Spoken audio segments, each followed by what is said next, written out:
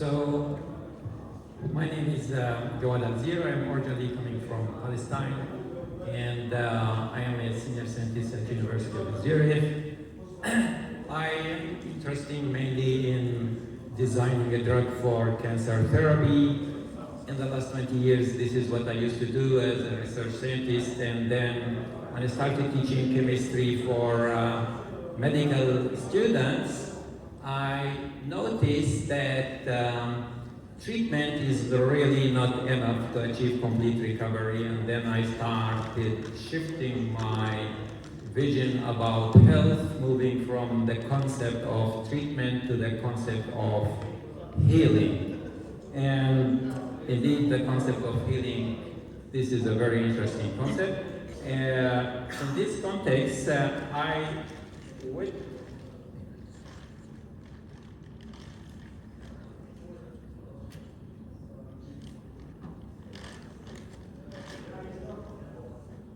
All right, so I would like first to start with, let's say, a general question. This question might start with like this: why are we so good in treating disease, yet so many people do not feel healthy? Now, to answer this question, I would like to highlight the concept of modern medicine, the success and its limitation. Meanwhile, I would like to highlight the challenges of prophetic medicine, and I would like also to propose halalopathy as a model for bridging modern medicine with the prophetic medicine. Now, so we should admit that modern medicine has an extraordinary achievements. We know that antibiotics, vaccines, for example, surgery, anesthesia, probably those considered as the best achievements in human history. But nowadays, the main challenges are really different. Many people are suffering diabetes, obesity, autoimmune disorders, mental disorders, and many lifestyle-related illnesses. Now, those conditions, which are called as chronic disease, usually they arise not due to a single cause, but it is a multi-factor. And therefore, chronic disease, they develop slowly and silently. And this is mainly due to the interactions of nutrition, stress, sleep, emotions, environments, as well as interconnections, and also meanings. Now, when people start having those chronic disease, they start thinking of alternative or complementary medicine. And being a Muslim, would like to highlight prophetic medicine, but obviously there are a lot of misunderstanding about prophetic medicine. No, first, prophetic medicine was never primarily for treating broken bones or heart attack or emergency surgery. Its strength lies in its capability in designing the conditions to maintain health for a human being. Therefore, it relies on moderation. Now, in general, I would say that modern medicine is really excellent in treating acute disease, whereas prophetic medicine is excellent in preventing and maintaining health, or also protecting people from having chronic disease. Now, both concepts and both approaches are really not enemy. They are partners. Well, now the question is how we can create a common language which could link both of them and make both of them working together. Now here comes the concept of halalopathy, which I developed in the last 8 years. Now this concept is interesting because it looks at every system, or let's say every living system, especially who has the tendency to survive, is in a constant fight with internal disorder. Now, our body is an open system, it's not a closed system. Therefore, we are not static, we are dynamic. And for example, every second, every cell in our body repair a damage, immune system fight a threat, brain process information, and probably if you look at it from energy perspective, you spend a huge amount of energy to maintain balance, to maintain order and fight disorder.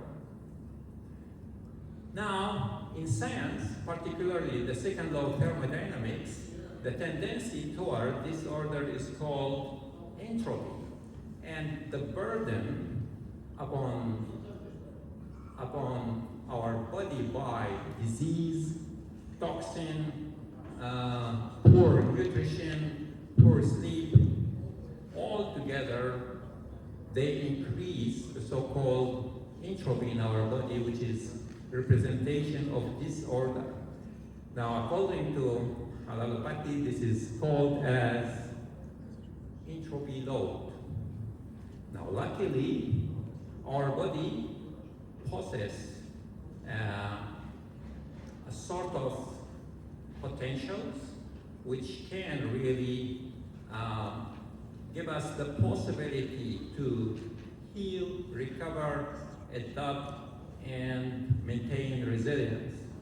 Now, halalopathy calls this as potential energy.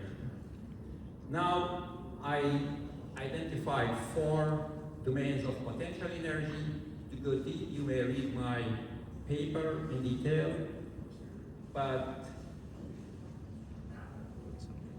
to redefine health, according to halalopathy, would say that health exists when potential energy is greater than entropy load, and the moment entropy load start getting overwhelmed compared to potential energy, this is where we start developing disease. So, to understand our immune system, how it works in the context of thermodynamics, I have classified immune system into 3 categories. First, the tranquil fight. So this is the optimal health. This is where our body can fight and restore, rebuild and repair. The moment our body fighting continuously, it means we have a continuous inflammation in our body, and then immune system jump from tranquil fight to fright mood. Now this is the chronic stress mood. This is where stress hormones are elevated and inflammation remains active. This is the condition or the mood where people start developing chronic disease. Of course, after some time, your resources and your reserves are depleted, so you don't have any more potential, and then your immune system shifts to the flight mood. This is where we start feeling fatigue, and healing process becomes very slow, and this is where basically start developing where our immune system can detect repair but cannot offer any repair because already lost the potential. Another interesting concept in Halalopathy is the concept of compatibility. Now, compatibility in science activates potential. The main goal is how to activate potential in our body. Now, to understand compatibility, look at your behavior. If your behavior is incompatible with your principles or guidelines, then you are building a compatible system, and this will activate your potential. The moment your behavior is incompatible or in conflict with your principles and guidelines, then you create a stress, and then entropy load is developed. And then you invest so much energy from your reserves and your potential to neutralize the stress in your body. Well, being a Muslim, of course, our guidelines are halal and tayyib. So I look at it as there are two gates. Our body is an open system, and the input, it has to pass through these two gates. The first one is halal, if it is personal, welcome. And then we go to the second gate, we ask, is it really tayyib or not? In this term, we ask if it is clean, pure, safe, proper concentration, proper dose, and if it does not contain any contaminations which could harm our body. If not, then welcome. Now, technically, there are many things could be halal but not tayyib. If we take food, technically it could be halal, but if food is highly processed, and if it is enriched with a lot of additives which has the potential to harm our body, so it's not tayyib. Now, if you want to eat halal and not tayyib, it is incompatible with your body, with your health, and this will create constant inflammation, and then your entropy load will increase, and then you have to face so much of your potential to neutralize this stress. Now, how practically we can really improve health? I specifically selected seven major levers. I'm not going in details into those 7 levers. You can read them in my paper, but ending with the last one, meaning. So, spiritual alignment can produce meaning, purpose, and internal stability. From there, I would like to present those 2 remarkable examples where Quran has presented in terms of healing. Now, the first case is Ayub alayhi salam. So, his case from nowadays medicine represents a chronic disease. So physically he was suffering for almost 18 years. Physically he lost all his money. Mentally he lost all his families except his wife. And from resources, almost nothing left except one. He maintained internal stability through connection to Allah, and he was in the end constantly creating a sort of dialogue with Allah. إِنِّي مَسَّنِيَ الضُّرُّ وَأَنْتَ أَرْحَمُ الرَّاحِمِينَ. So this dialogue really sent like 2 messages. You maintain connection with Allah, your internal stability is maintained, your spiritual potential and energy is activated, and the second message is the acceptance. I'm willing to accept the consequences no matter if it is good and bad. Now, the moment you develop this environment, so basically this is the right environment for healing, then Allah will guide us as He guided Ayub for the second stage of healing, which is the physical intervention. And we know that water was used as a therapy in that regard. And you can read my paper, the concept or the science behind water therapy. Now, if we go to the next example, which is Yunus. Prophet Yunus alayhi salam represents acute situation, acute disease. He was suddenly thrown in the water, and then suddenly he was in the stomach of a big fish. So suddenly he was in the darkness, no food, almost no oxygen, was worried, scared, of course, but still remained internally stable. It tells you how much this is so important for the concept of healing. And we know that Prophet Yunus was always saying, La ilaha illa anta subhanaka inni kuntu min al-zalimin. So this constant connection, it's not one time, you have to do it constantly. Indicate that you accept the situation and the outcome, and you put your trust in Allah, because Allah is the only one who knows what is best for you. And then Allah created the atmosphere of healing and guided, if not him, even the fish, to put him outside the water and offer him a shelter and a protection through creating these pumpkin trees. And so he started breathing and start nutritioning his body.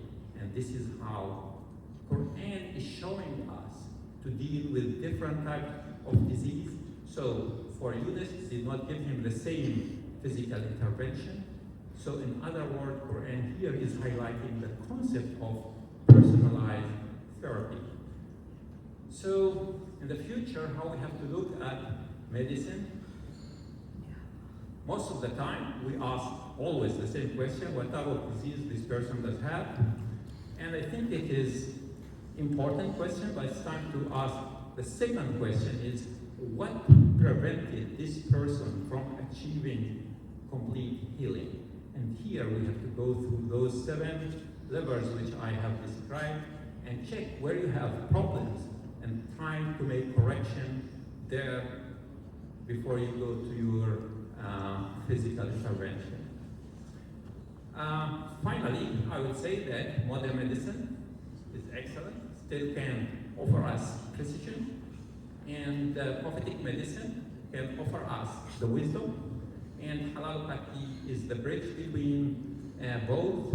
The goal is to enrich potential, reduce entropy, and create or build the tranquil quiet in our body, and this is how your immune system will remain alert all the time. Thank you for your attention.